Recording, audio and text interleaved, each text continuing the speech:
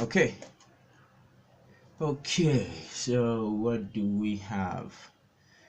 Okay. Documents. No, no, no, no. Oh, should comedians be should comedians be allowed to perform in the church? Ah, should comedians be allowed to perform in the church? Should comedians be allowed to perform in the church? No, right? No. No. Should comedians be allowed to perform Yeah, I mean, in the church?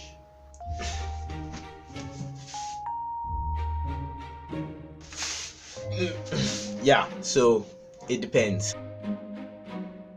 Welcome everybody to another video. My name is David and this is my little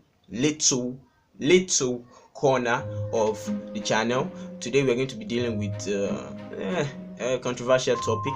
Should comedians be allowed to perform in the church? This all started because of something that we are obviously not going to talk about here, but you know that I know that you know that I know that we know that. Wait, what?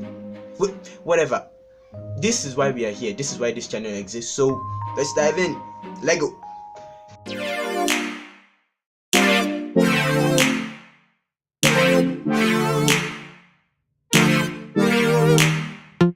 Okay, so with this controversy going around, people are saying things like no, comedy shouldn't be allowed in the church, comedians should not be allowed to perform, that is wrong. But I don't think that is entirely correct, because comedy in itself is a gift from God.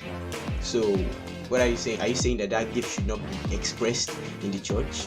I don't think that's right. You see, in 1 Corinthians it says something about us having the Spirit of God, so we should be able to examine situations like this. We should be able to size them up and come up with conclusions, because this is actually a very controversial issue. But because the Spirit of God is in us, it's going to be very simple. So my answer actually is it depends, and it depends on two things. I had a lot of points, but the Spirit of God compressed them for me and made me, it gave me 2 points, 2 primary points. The first point is the type of comedy, and the second is the timing. You understand timing when I get to it. I couldn't come up with a better synonym. Okay, so the type of comedy. My dad always said something, that if the music you are listening to is not praising God, or it's not telling you about God, it will be praising something else, or filling your mind with something else. Now, as Christians, we need to fill our minds constantly with the things of God. Romans 12:1-2. Same thing goes for the type of comedy that you listen to. You have to constantly hear comedy that brings you closer and closer to God, not taking you farther and farther away from God. You see, it has to be the type of comedy that tells us more about God, that educates us about God.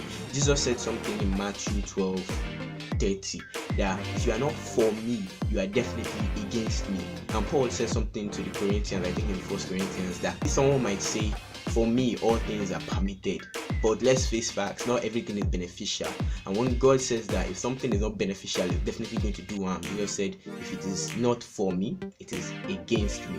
So know that even the stuff that is not beneficial, it's not that it won't do harm, it will definitely do harm. See, imagine a comedian coming out and doing something like this. Guys, God has given you authority over all principalities and powers, but anytime he sees you guys jump or scream when you see a cockroach fly, he just face palms and is like, what am I gonna do with these people?